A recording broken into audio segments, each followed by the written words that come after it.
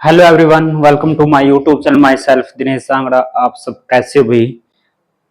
आज करेंगे हम 1.2 एक्सरसाइज करेंगे, जिसके अंदर हम पढ़ेंगे इरेशनल नंबर। करेंगे पहला क्वेश्चन है जो आपके पास है। जो बच्चे पहली बार चैनल पर जुड़े हैं सभी से रिक्वेस्ट है चैनल को सब्सक्राइब जरूर करें, ताकि आने वाली वीडियो की नोटिफिकेशन आपको मिलती रहे। और अगर आपको कोई भी डाउट है तो कमेंट सेक्शन में जाके आप कमेंट कर सकते हैं, उनका रिप्लाई आपको मिल जाएगा। ठीक है, तो पहला जो क्वेश्चन है 1.2 एक्सरसाइज का जो क्वेश्चन है, prove that √5 is irrational number. यानी आपने सिद्ध करना है कि जो √5 है वो आपके पास अप्रिमेय संख्या है। ठीक है, तो आइए स्टार्ट करते हुए इस क्वेश्चन को। सबसे पहले हम बात कर लेते हैं इस क्वेश्चन की। आपने सिद्ध करके दिखाना है कि जो √5 है इरेशनल नंबर है। तो इस क्वेश्चन के अंदर सबसे पहले हम मानते हैं लेट, लिखेंगे लेट जो √5 है उसको मान लेते हैं रैशनल नंबर। ठीक है, रैशनल नंबर क्या होते हैं? जो p बाई क्यू के फॉर्म में होते हैं। लिखेंगे लेट √5 इज रैशनल नंबर। तो कौन सा नंबर होगा भाई? रैशनल नंबर हो गए।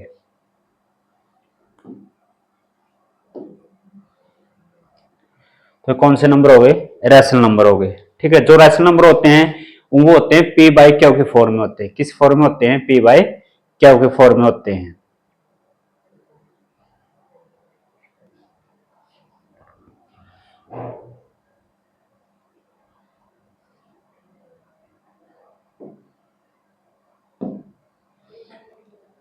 लिखेंगे लेट √5 इज रैशनल नंबर। तो कौन सा नंबर लिख लेते हैं? रैशनल नंबर है। ठीक है, जो रैशनल नंबर होते हैं p बाई क्यू के फॉर्म में होते हैं। p by q, q not equal to 0, p and q are coprime number. कौन से होते हैं भाई? को प्राइम नंबर होते हैं। को प्राइम नंबर क्या होता है कि दो नंबर ऐसे होते हैं जिनका जो एचसीएफ वो आपके पास कितना होना चाहिए? 1 होना चाहिए। ठीक है, तो सबसे पहले इसके बाद हम इसके साथ मल्टीप्लाई करेंगे। लिखेंगे क्यू √5 इक्वल है p स्क्वायर। ठीक है, ये डिवाइड में था, इसके साथ मल्टीप्लाई में हो जाएगा। आगे लिखेंगे बोथ साइड स्क्वायर। दोनों साइड आपने स्क्वायर करना है। क्यू √5 का स्क्वायर लिखेंगे और इस साइड लिखेंगे p का स्क्वायर। अब यहां पर है क्यू √5 है, इसका आपने स्क्वायर करना है। तो क्यू का तो होगा आपके पास क्यू स्क्वायर, और जो √5 है √5 का कितना होगा? 25। 25 किसका स्क्वायर रूट होता है? 5 का। तो लिखेंगे 5 क्यू स्क्वायर इक्वल है p स्क्वायर। ठीक है, इसका मतलब ये होगा कि 5 क्यू स्क्वायर है जो किसके बराबर है आपके पास? वो p स्क्वायर के बराबर है। ये 5 मल्टीप्लाई में साइड क्या हुआ? डिवाइड में है। ठीक, तो हम लिख सकते हैं इसके बाद p square is divisible by 5। क्योंकि जो p स्क्वायर है वो 5 से भाग होता है। तो लिखेंगे p is also divisible by 5। जो p स्क्वायर है वो 5 से डिवाइड होता है, तो इस केस में p भी किससे डिवाइड होगा? 5 से होगा। अब आपने ये करके दिखाना है कि p तो हमने बता दिया कि 5 से डिवाइड होता है, क्यू को भी हम बताएंगे इसी प्रकार से। तो लिखेंगे हम, मान लेते हैं लेट p बराबर है 5r में मान लेते हैं। क्या मान लेते हैं? 5r। r आपके पास क्या है? एक इंटीजर है।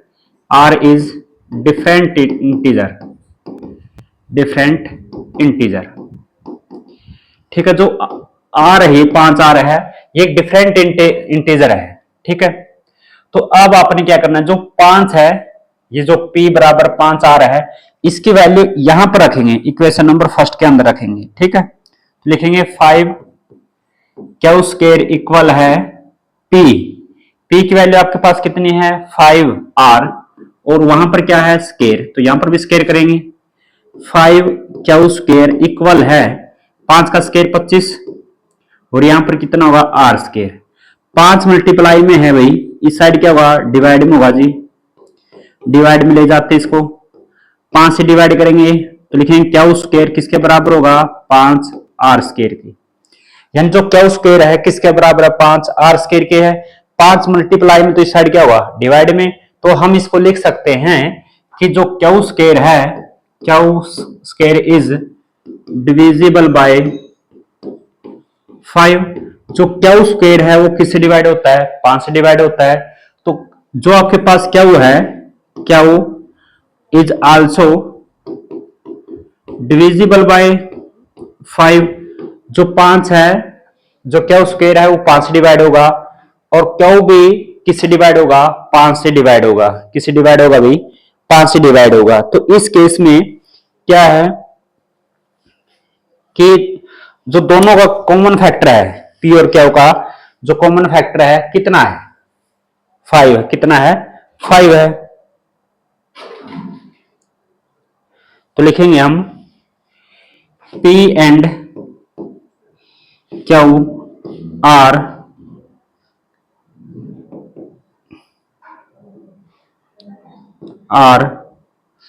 Divisible by 5। उनको P भी और Q भी दोनों किसे डिविजिबल होते हैं? 5 से डिविजिबल होते हैं। किसे डिविजिबल होते हैं? 5 से डिविजिबल होते हैं। तो लिखेंगे देन कंट्राडिक्शन। ये क्या है आपके पास? कंट्राडिक्शन है कि जो आपके पास P है एंड Q है are no common factor, no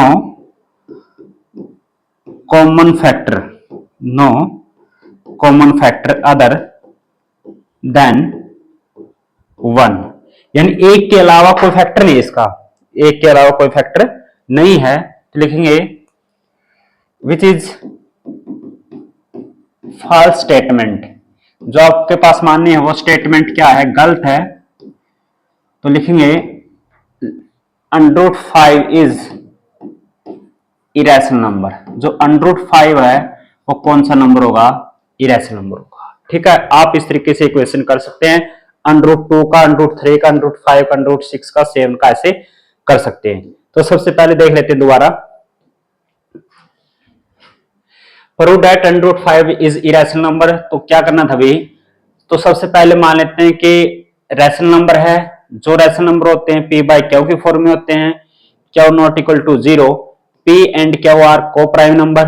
अब यहां पर मल्टीप्लाई में तो यहां पर डिवाइड में होगा, या डिवाइड में सॉरी मल्टीप्लाई में। तो Q1√5 इक्वल P, तो दोनों साइड आपने स्क्वायर करना है। तो यहां पर होगा 5Q square equal P square के। ठीक है, तो इसके बाद क्या है कि जो लिखेंगे हम P is also P square is divisible by 5, P is also divisible by 5। यानी P स्क्वायर को 5 डिवाइड करता है और P को भी कौन डिवाइड करेगा? 5 करेगा। तो इस केस में हमने क्या लिखना है कि P के स्थान पे 5R रखना है। R क्या एक अलग इंटीजर था, तो इस केस में लिखेंगे, फर्स्ट में रखेंगे इसकी value 5Q square equal 5R square. तो 5Q स्क्वायर इक्वल है 5 का स्क्वायर 25 R स्क्वायर। यहां पर मल्टीप्लाई में था, यहां पर डिवाइड में, तो Q स्क्वायर बराबर कितना होगा? 5R square. तो हम कह सकते हैं कि Q square is divisible by 5 और जो Q है इज आल्सो डिविजिबल बाय 5। जो P Q स्क्वायर भी 5 से भाग होगा और Q भी डिवाइड होगा किससे? 5 से। तो लिखेंगे P and Q are both divisible by 5।